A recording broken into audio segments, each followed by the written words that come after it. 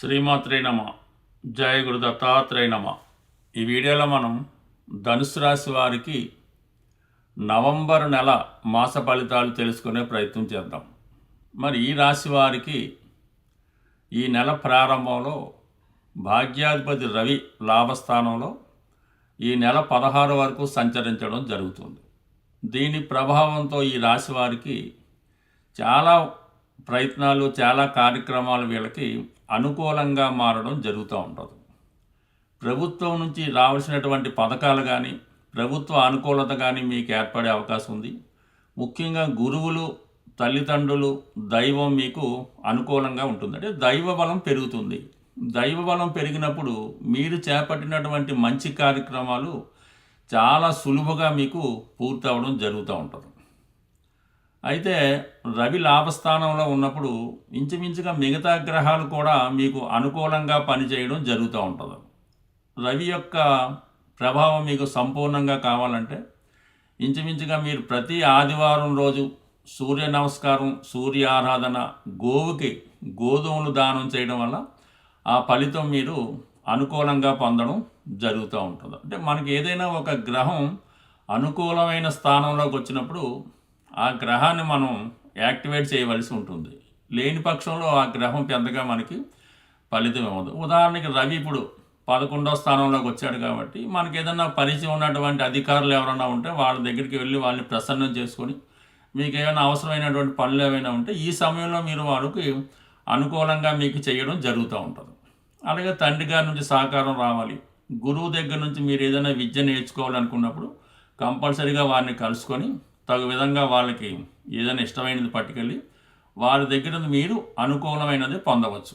So అలాగే ఈ రవి యొక్క అనుగ్రహం ఉండడం వల్ల మిగతా గ్రహాలు కూడా ఆటోమేటిక్గా అనుగ్రహిస్తాయి. కాబట్టి ఏదైనా ఈ కార్యక్రమంలో మీరు కొత్త పనులు ప్రారంభించిన, కొత్త కార్యక్రమాలు చేపట్టిన 100% సక్సెస్ అవ్వడం జరుగుతూ ఉంటుంది.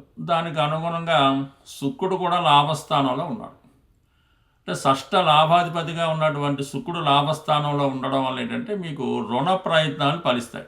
రవితో కలిసి ఉండడం వల్ల పెద్ద మొత్తంలో ఈయన గవర్నమెంట్ బ్యాంకుల ద్వారానో, గవర్నమెంట్ సంస్థల ద్వారానో ఆర్థిక అవసరాలకు తగు విధంగా ధన సహకారం లభిస్తుంది. లేదంటే మీకు చాలా కాలంగా ఒక చోట ధనం ఆగిపోయింది, మనం ఎంత కష్టపడ్డా రావడం లేదు అనుకున్నప్పుడు ఈ సమయంలో మీరు ప్రయత్నం చేయడం వల్ల, అంటే రవి అక్కడ ఉన్నాడు కాబట్టి ఒక గవర్నమెంట్ అధికారి ద్వారానో లేదంటే ఒక ప్లేడరు, న్యాయవాది ద్వారానో మొత్తం మీద ప్రయత్నం చేస్తే మీకు రావాల్సిన ధనం కంపల్సరీగా రావడం జరుగుతూ ఉంటుంది. శుక్రుడు లాభస్థానంలో ఉన్నప్పుడు స్త్రీల యొక్క సహకారం లభిస్తూ ఉంటుంది.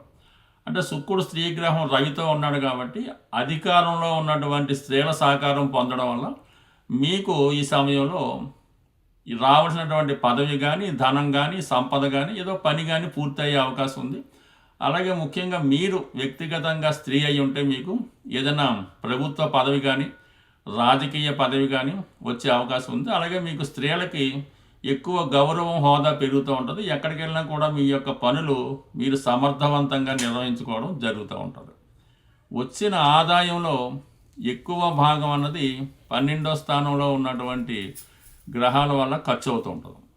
కుజుడు 12వ స్థానంలో ఉండడం వల్ల ఏంటంటే రుణాలు తీర్చే ప్రయత్నం చేస్తూ ఉంటారు. అంటే కేవలం మన ఎదుటి వారికి, ఇతరులకు ఇవ్వాల్సిన ధనమే కాకుండా కొన్ని బాధ్యతలు ప్రతి వ్యక్తి మీద ఉండడం జరుగుతూ ఉంటుంది.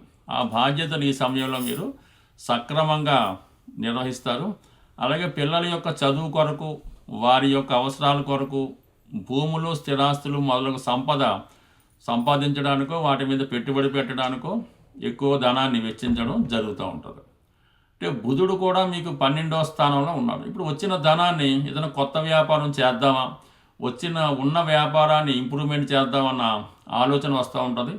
అలాగే మీ యొక్క వ్యాపార అభివృద్ధికి కొంత పెట్టుబడి కూడా పెట్టడం జరుగుతూ ఉంటుంది. అలాగే ప్రస్తుతం చేస్తున్నటువంటి వృత్తితో పాటు అదనపు ఆదాయం కొరకు చేసే ప్రయత్నాలు ఫలిస్తాయి. ఆ కొత్త వృత్తి ఏదంటే కొత్తగా ఏదైనా వేరే చోట ఆఫీస్ పెట్టాలి, వేరే చోట బ్రాంచ్ పెట్టాలి అనుకున్నప్పుడు దానికోసం మీరు కొంత ఖర్చు పెట్టడం జరుగుతూ ఉంటుంది. అది ఆటోమేటిక్గా మీకు ఒక ఇన్వెస్ట్మెంట్ లాగా, పెట్టుబడి లాగా ఉంటుంది. బట్ దాని మీద కూడా ఆదాయం కంపల్సరీగా రావడం జరుగుతూ ఉంటుంది. అంటే ఇక మనకి ఈ నవంబరు 16 తర్వాత రవి కూడా 12వ స్థానంలోకి వస్తున్నాడు. అంటే భాగ్యాధిపతి వ్యయ స్థానంలోకి వచ్చినప్పుడు పుణ్యక్షేత్రాలు దర్శించడం, మంచి కార్యక్రమాలకి ధనాన్ని ఖర్చు పెట్టడం, పెద్దవారికి వరకు ఏదైనా వారి అవసరాల కొరకు అంటే గురువులకు కానీ తండ్రులకు కానీ ఏదైనా దేవాలయాలకు కానీ మంచి కార్యక్రమాలకి ధనాన్ని ఖర్చు పెట్టడం జరుగుతూ ఉంటుంది. అంటే ధనుసు రాశి వారికి ఏదైనా మనసులో మనం ఇది చెయ్యాలి అనుకుంటే మాత్రం వారి దగ్గర ధనం ఉన్నా లేకపోయినా ఆ పని ఖచ్చితంగా ఆ సమయానికి పూర్తి చేయడం జరుగుతూ ఉంటుంది. ఇదే సమయంలో మీరు ప్రభుత్వానికి చెల్లించుకున్నటువంటి ట్యాక్సులు వగైరా వగైరా పనులు చెల్లించవలసి ఉంటుంది. అలాగే ఏదో ఒక అనారోగ్య కారణంగా మీరు కానీ మీ యొక్క తల్లిదండ్రులకో బంధువులకో హాస్పిటల్లో చూపించడం, వారికి కొంత ధనాన్ని ఖర్చు పెట్టడం కూడా జరుగుతూ ఉంటుంది. అంటే ఏదన్నా లాభంలో ఈ నెల ప్రారంభంలో 2 గ్రహాలు సంచరిస్తున్నాయి. అంటే మొదటి 15 రోజులు బ్రహ్మాండంగా ధనాన్ని ఇవ్వడం జరుగుతూ ఉంటుంది. నెమ్మదిగా 11లో ఉన్న గ్రహాలు 12లోకి వస్తాయి. ఆటోమేటిక్గా మనం వచ్చిన ధనాన్ని అంతా ఖర్చు పెట్టుకోవడం జరుగుతూ ఉంటుంది. అయితే ఈ రాశి వారికి ఎస్పెషల్లీ ధనుసు రాశి వారికి అర్ధాష్టమ శని ప్రభావం అంటే చాలా వరకు ఇబ్బంది పెడతా ఉంటుంది. ఏ పని ప్రారంభించినా ఏ చేద్దామన్నా ఎవరో ఒకరి దగ్గర నుంచి ఏదో అడ్డంకి రావడం జరుగుతూ ఉంటుంది, నిరుత్సాహపరచడం జరుగుతూ ఉంటుంది. అందువలన ప్రారంభించిన పనులు మధ్యలో అయిపోతుంటాయి. అంటే మీరు కూడా చాలా వరకు ఈ పనులు అన్నవి అనుకుంటారు, అనుకొని చేద్దాం అనుకుని వాయిదా పడుతుంటారు. ఈలోగా మీరు చేద్దాం అనుకున్నది వేరే వాళ్ళు చేయడం, అది మీ చేయి జారిపోవడం కూడా జరుగుతూ ఉంటుంది. అంటే ఇక్కడ ఈ ధనుస్సు రాశి వారికి ఎలా ఉంటుందంటే మీనరాశిలో ఉన్నటువంటి శనిగ్రహ సంచారం ఒక విధంగా అర్ధాష్టమ శని ఫలితాన్ని ఇస్తూ, అలాగే గురువు యొక్క రాశి ధనుసు రాశి అవడం వల్ల ఈ జన్మశని ఫలితాన్ని కూడా ఇవ్వడం జరుగుతూ ఉంటుంది. అంటే ఎంత క్రమశిక్షణతో మీరు ఉంటేనే మీ ఫలితం, మీ యొక్క ప్రయత్నం అంత బేగా నెరవేరుతూ ఉంటుంది. ఏమాత్రం క్రమశిక్షణ తప్పినా, పనులు వాయిదా వేసినా అది నెమ్మదిగా వాయిదా పడడం జరుగుతూ ఉంటుంది. అంటే ఈ సమయంలో మీరు ఈరోజు ఒక పని చేయాలనుకుంటే ఈరోజు మాత్రమే చేయవలసి ఉంటుంది. రేపు చేద్దాం అనుకుంటే మాత్రం ఆ పని ఆ విధంగా వాయిదా పడుతూ చాలా రోజులకి పోస్ట్పోన్మెంట్ అయ్యే అవకాశం ఉంది. కాబట్టి కంపల్సరీగా ఈ సమయంలో మీరు ఎప్పటి పని అప్పుడు పూర్తి చేసుకుంటేనే మీకు దానికి అనుబంధంగా ఉన్నటువంటి మిగతా ప్రయత్నాలు కూడా నెరవేరడం జరుగుతూ ఉంటుంది. అందువల్ల ఎక్కువగా శ్రద్ధ పెట్టడం అన్నది మంచిది. బట్ ఏదైనప్పుడు కూడా రాహు 3వ స్థానంలో ఉండడం వల్ల గొప్ప అవకాశాలు మీకు వస్తుంటాయి. పెద్దవారితో పరిచయం ఏర్పడుతుంటుంది. ఎక్కువగా మీరు లేకుండా ఆ పని పూర్తి అవ్వదు అన్న విధంగా ఉంటుంది. బట్ కానీ కంపల్సరీగా దాన్ని పూర్తి చేయడం ఎక్కువ శ్రమ పడవలసి ఉంటుంది, ఎక్కువగా బిజీగా కూడా గడపవలసి ఉంటుంది. బట్ ఏదైనా ధనుస్సు రాశి వారికి ఈ నెలలో ఎక్కువగా ఇన్వెస్ట్మెంట్ చేయడం జరుగుతుంటుంది, ఖర్చులు జరుగుతుంటాయి, లాభం కూడా కలుగుతూ ఉంటుంది. ఏదైనా ఉన్న ఆదాయంతో పాటు అదనపు ఆదాయం కూడా సమకూర్చడం జరుగుతూ ఉంటుంది. ఎప్పట్లాగే ఈ ధనుసు రాశి వారు ఈ మొదటి 15 రోజులు కూడా సూర్య భగవానుడిని మీరు ఎక్కువగా ఆరాధించడం వల్ల ఎక్కువగా ప్రభుత్వ అధికారులు, ఉన్నత స్థాయి వర్గం వారి యొక్క సహకారాలు లభిస్తూ ఉంటాయి. రెండవ 15 రోజులు మాత్రం కంపల్సరీగా కొంత ధనాన్ని, అంటే గతంలో వచ్చిన ధనాన్ని వేరే విధంగా ఖర్చు పెట్టుకుంటే మొత్తం మీద నెలాఖరికి మీ యొక్క బ్యాలెన్స్ అన్నది 0 బ్యాలెన్స్గా సెటిల్ అవ్వడం జరుగుతూ ఉంటుంది.